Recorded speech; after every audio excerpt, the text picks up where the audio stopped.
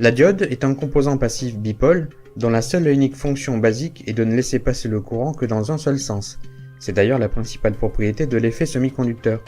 Comme vous pouvez le constater, il en existe une multitude, mais nous n'aborderons là que les plus courantes, c'est-à-dire la diode d'usage général, la diode Zener, la diode Schottky et la diode électroluminescente que vous connaissez aussi sous l'acronyme de LED.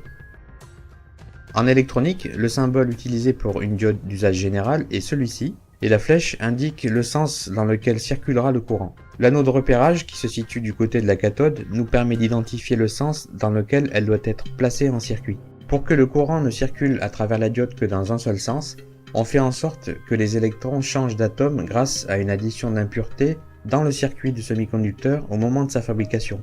On appelle ça le dopage. Un dopage de type N est un excès d'électrons chargés négativement et un dopage de type P est un déficit d'électrons, donc un excès de trous, considéré comme positivement chargé. La diode contient une jonction en silicium dite PN que l'on obtient en juxtaposant une zone dopée P et une zone dopée N à l'intérieur du cristal. De part et d'autre de la jonction, les électrons et les trous s'attirent et se recombinent et forment ce que l'on appelle la zone de déplétion qui est dépourvue de porteurs libres. Ces deux zones étant habitées par des ions de polarité contraire, favorisent une différence de potentiel. En fait, cette jonction s'apparente à un condensateur dont son diélectrique serait la zone de déplétion et ses armatures seraient les zones P et N. À titre de curiosité, voici de quoi est constituée une diode Schottky lorsqu'on l'ouvre en deux. Cette bague blanche contient la jonction PN, et une fois sectionnée en deux parties, on peut voir le cristal de semi-conducteur. La diode a alors la particularité de se présenter sous deux aspects, direct et inverse. Direct, c'est celui qui laisse passer le courant de l'anode vers la cathode. Et inverse, c'est celui qui bloque le passage du courant quand il entre par la cathode. À partir de là, il y a trois caractéristiques importantes à retenir.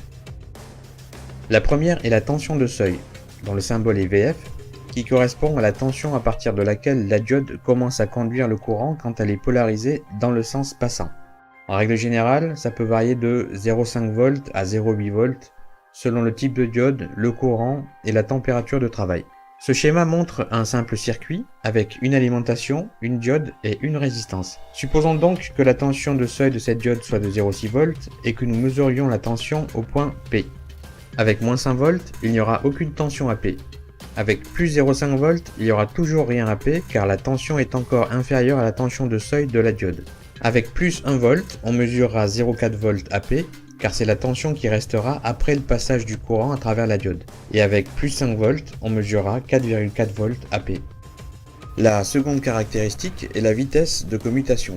Il y a des diodes qui réagissent plus rapidement que d'autres à la présence du courant à leur jonction et qui par conséquent sont plus ou moins rapides pour le bloquer ou le laisser passer. Les diodes dites rapides sont en général les diodes Schottky. Elles sont fabriquées sur la base d'une jonction entre un métal et un semi-conducteur et ont en plus l'avantage d'avoir à ces bornes une chute de tension plus faible que les autres. Du coup, on les retrouve souvent là où les vitesses de commutation sont cruciales, comme par exemple les alimes à découpage, et son symbole électronique est celui-ci. La troisième caractéristique est appelée tension inverse, ou tension de claquage. Et comme son nom l'indique, il s'agit de la tension maximale que l'on peut infliger à la diode dans le sens bloquant, avant que sa jonction ne cède et qu'elle finisse par conduire. Mais il y a un type de diode qui supporte parfaitement ce fonctionnement inverse sans claquer. Il s'agit de la diode Zener, dont le comportement est le même qu'une diode classique en branchement direct. Par contre, en branchement inverse, dès que la valeur de tension à ces bornes dépasse un certain seuil, qu'on appelle justement la tension de Zener, elle se met aussi à conduire le courant dans l'autre sens. Et paradoxalement avec cette diode-là, atteindre la tension de Zener est souvent l'effet recherché, et on l'utilise d'ailleurs principalement pour la régulation de tension d'alimentation. Je pense que la diode la plus connue du grand public est forcément la diode électroluminescente, la LED, car elle est aussi la plus visible puisque sa principale caractéristique est d'émettre des radiations visibles, et elle est forcément toujours placée à la surface de l'appareil dans lequel elle travaille. Son symbole électronique est celui-ci. Alors contrairement à une diode classique, sa tension inverse est très faible, et une erreur de polarité peut lui être fatale du premier coup en fonction du courant qu'elle reçoit. C'est la raison pour laquelle elle doit toujours être alimentée au travers d'un système de limitation à base de résistance.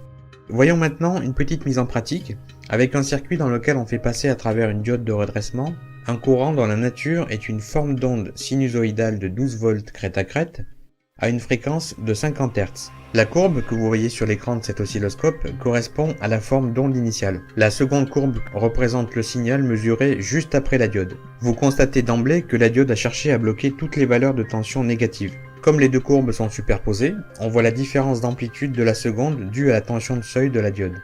Et bien entendu, c'est aussi valable pour tous les types de formes d'ondes, carré, triangle, etc. Mais il existe un principe bien plus performant pour ce genre de travail, ça s'appelle le pont de diode.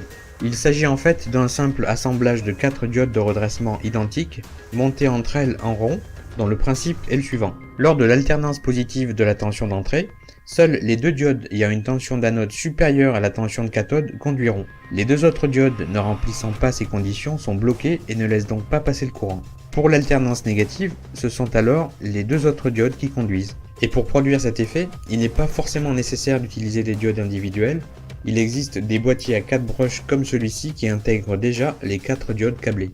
Voilà, donc je l'ai placé dans un montage basique pour mesurer le signal qu'il peut redresser. On garde les mêmes paramètres que précédemment avec la diode. La trace jaune est bien entendu le signal original et la rouge est celui qui sort du pont de diode.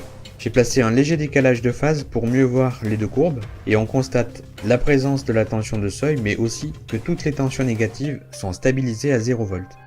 Donc en résumé, ce composant indispensable à tout système électronique s'utilise entre autres en guise de redressement d'une tension, de détection d'une valeur crête, de protection d'une erreur de branchement d'un circuit en courant continu, de protection contre les surtensions, de régulation de tension simple, de référence de tension grâce à une diode Zener, de restitution de composantes continues, de multiplicateur de tension, de transposition de niveau d'un signal, et je pense que j'en oublie d'autres.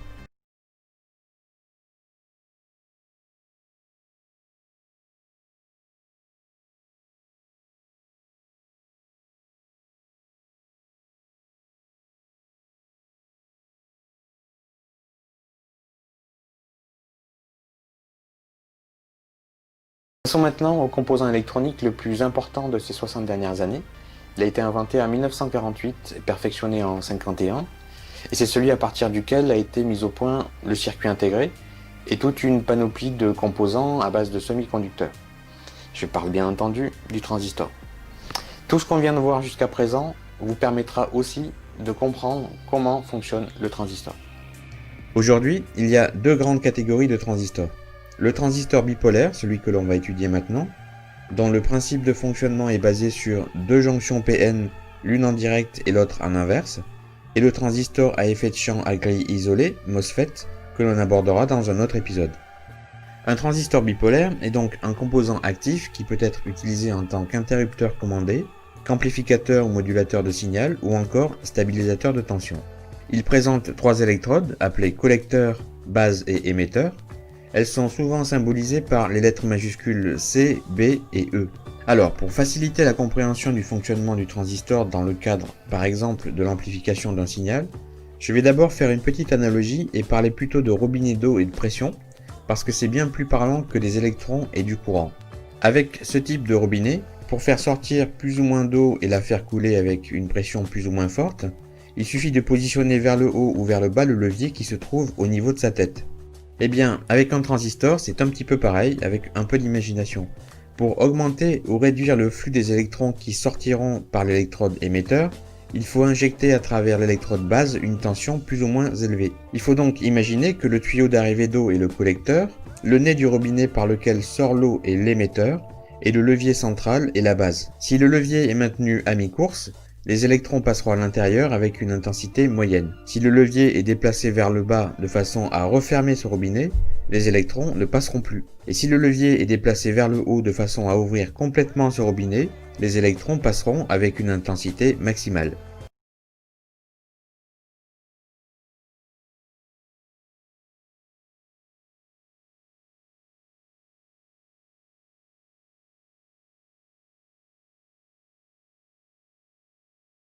Lorsqu'on a abordé tout à l'heure le sujet de la jonction PN d'une diode, je vous ai expliqué ce qu'était le dopage. Il existe deux types de transistors bipolaires, NPN et PNP. Le premier a donc deux zones dopées N et une zone dopée P, et le second, c'est l'inverse. Prenons le cas du transistor NPN.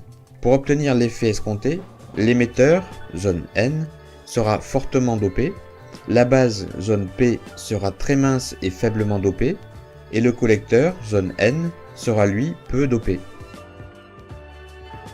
En fait, pour schématiser, on peut considérer ce transistor comme l'association de deux diodes, mais du fait des différences de dopage entre l'émetteur et le collecteur, le transistor ne fonctionne pas comme si elles étaient tête bêche. Avant de voir un transistor en application, j'en profite pour donner quelques astuces concernant les types NPN et PNP. Lorsqu'on regarde le symbole graphique du transistor bipolaire, il faut faire très attention à observer la direction de la flèche de l'émetteur. Si elle est dirigée vers la base, c'est un transistor PNP, et si elle est dirigée vers l'extérieur, c'est un transistor NPN. De plus, la seule différence existant entre un PNP et un NPN, c'est la polarité d'alimentation à appliquer sur le collecteur. Pour un PNP, il est toujours relié à la tension d'alim négative, et pour un NPN, il est forcément relié à la tension d'alim positive. Et en fait, pour se rappeler la polarité que l'on doit appliquer au collecteur, il suffit de prendre comme référence la lettre centrale des sigles PNP et NPN, N pour négatif et P pour positif.